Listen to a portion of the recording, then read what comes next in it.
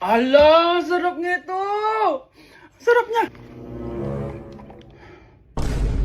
1 million out of 10! Next natin tong hotdog nila na hindi na niluluto. So, ganito siya guys. Pinil ko lang siya. Ang sarap! 9 out of 10 to sa akin. Next natin tong mix na spicy Korean chicken. Ayan, ganito yung tsura niya. Sarap siya. Hindi ko sabay. Sarap kaya. 8.5 out of 10. Masarap siya. Next natin tong Changarotsyong na chicken feet or paa ng manok. Chicken feet talaga siya. As you can see, boneless siya. So, wala na ata siyang obo. Boneless siya. Yan, guys. Hindi pala siya boneless. May buto siya. Oh. Ayoko siya. 2 over 10 lang siya talaga, guys. Okay, next naman itong mga barbecue nila. Ayan, iba't ibang flavor siya.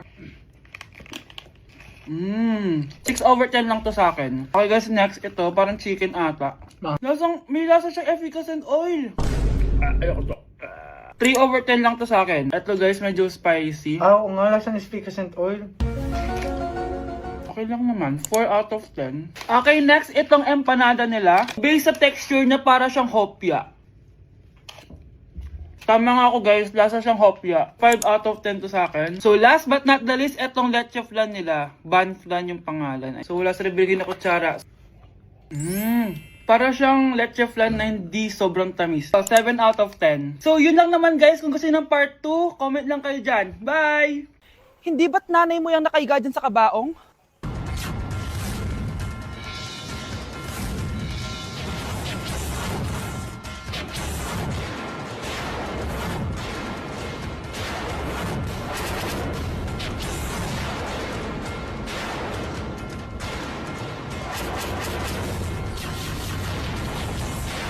First time ko pumunta sa mga gantong event, guys. Kaya tara, samahan niyo ako. Good morning guys! May pupuntahan na naman tayong event, no? Medyo kinakabahan ako guys kasi first time ko mag-attend sa event na ako lang mag-isa. Ano pa ba ang una natin gagawin? Eh di lumamon agad. Gutom na gutom ako dyan guys kasi di pa ako nagbe-breakfast. At eto na, pinalakad na ako sa red carpet. Kala mo talaga eh. Grabe, ang daming tao dito. Kasama ko nga pala si Ate Lenny. Ang sasarap din ng mga pagkain dito. At ang dami ding artista. Kaya pala ako nandito kasi 37 Star Awards for Television. Syempre, by PMPC. Alam nyo ba guys? Ang daming mga artista dito. At sure akong kilala nyo sila. Nag-perform din ng Kairen, sobrang galing nila. Tapos ayan, nagbibigay na sila ng mga awards. At ang nanalong Bingo Plus Male and Female TV Star of the Year is si Miss Rian Ramos at si Mr. Sam Versosa. Kaya naman, congrats po sa lahat ng nanalo ng PMPC Star Awards. Hello guys, hindi ko expect naman nanalo din ako. Joke lang po. Sobrang dami ko natutunan for today's event. Kaya naman, pupunta na ako ng Vietnam. Bye guys! Kuya, try mo po yung sikat na mango na ice cream. Mango na ice cream? Mango is my favorite flavor, so let's try it. Wow, parang ang sarap niya. Tara, bili tayo. So, papunta na ako sa convenience store para hanapin yung famous na mango na yan. Sabi nila meron daw dito sa Vietnam. Kaya pumunta ako dito sa Circle K. Guys, meron dito oh. Hello, kompleto. Guys, excited na ako matry ito. Bilhin na natin. Grabe, napakamahal naman ng mga yan. Ayan guys, binili ko yung mango, yung lemon, tsaka yung peach. Eto na sila. Tikman na natin. Unahin na natin tong si mango kasi ito yung pinakasikat. Sirain ko na. Wow! Mukha talaga siyang mangga in real life, guys. Tapos dito siya hahawakan. Okay, unang kagat.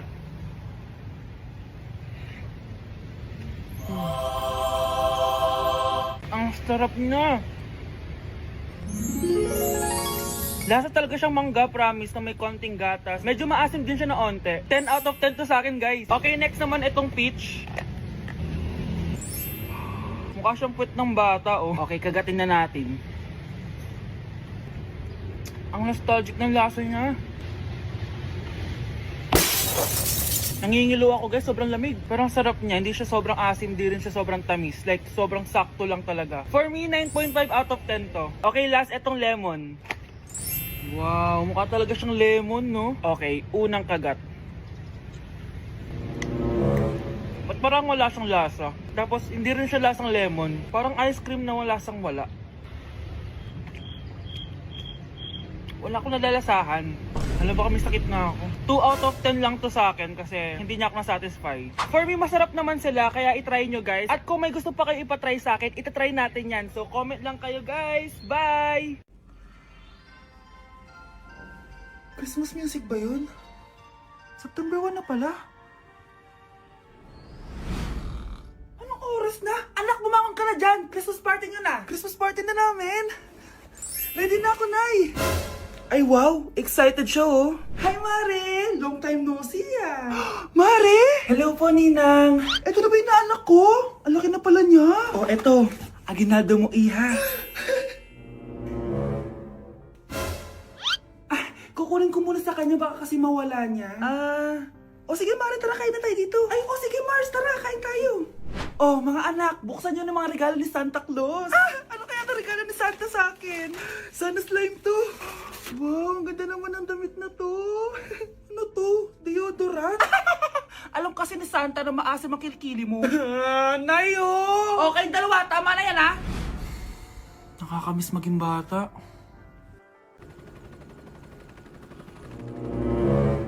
OMG! Grabe yung baha, oh!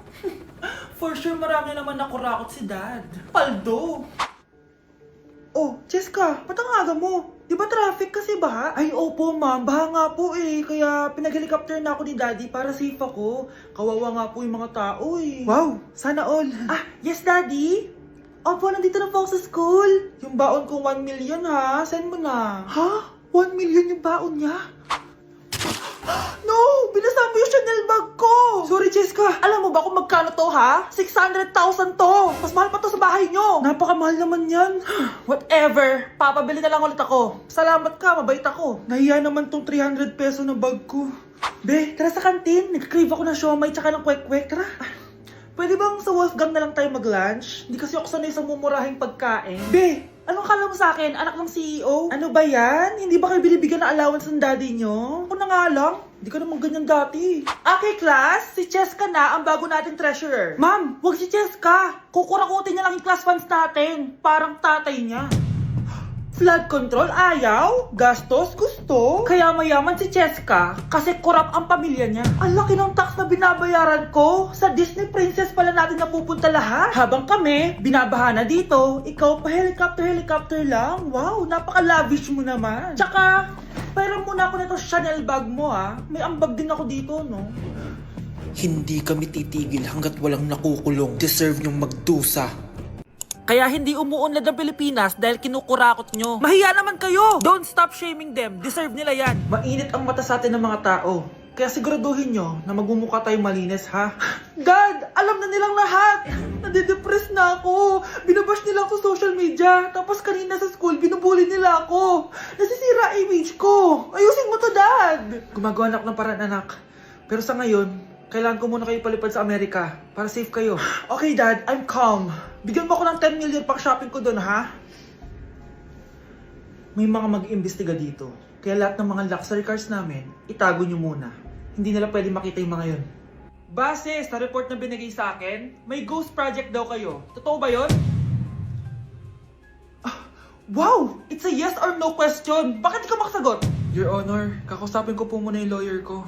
Ang kakapal nyo. Halata naman sa mga kilos nyo na guilty kayo. Kamusta na kaya sila mom and dad? Sana okay lang sila. Nawala sa garahe ang 10 sa 12 luxury cars. Pati mga sasakyan tumakas na. Hindi kami papayag na hindi kayo mananagot. Hindi kami mananahimik sa issue na to. Anak! Umagang-umaga, cellphone agad hawak mo? Tingnan mo ito napanood ko. Huwag mag-cellphone agad pagkagising mo sa umaga kasi pinapataas mo lang ang stress levels mo. Ano ba naman yan, Nay? Oh, doktor na may sabi ha? Tigilan mo na yan.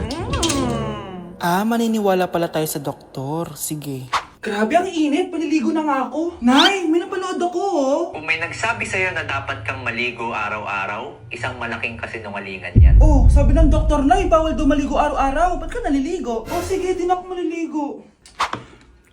Kung akala mong healthy ang mga prutas, pakinggan mo tong sasabihin ko. Oh, Nay, nagsalita na yung doktor ha. Huwag ka na kumagat dyan. Pati ba naman prutas? Ay, magmamatcha na lang ako.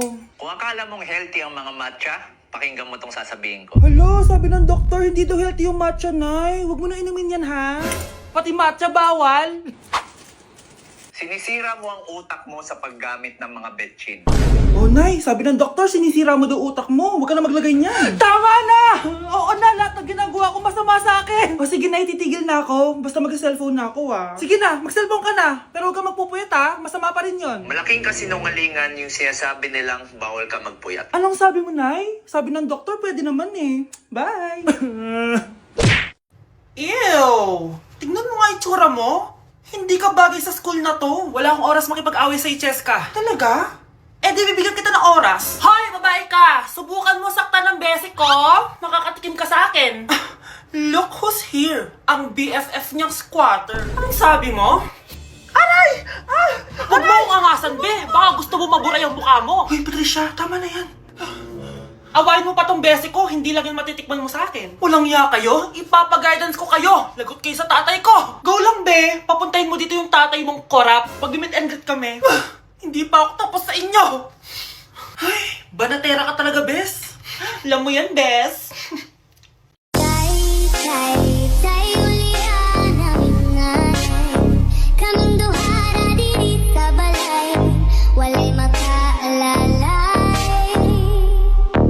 Anak, nakita mo ba yung cellphone ng tatay mo? Nilagay ko dun sa loob ng kabaong niya bago siya ilibing. Ha? Ba't mo naman ginawa yun, anak? May mga importante laman dun. Baka sakaling buhay pa siya para matawagan niya ako. Ay, Diyos ko talaga tong batang to.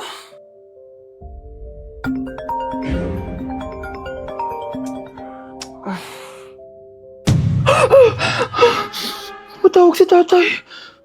Nay, kailangan natin pumunta sa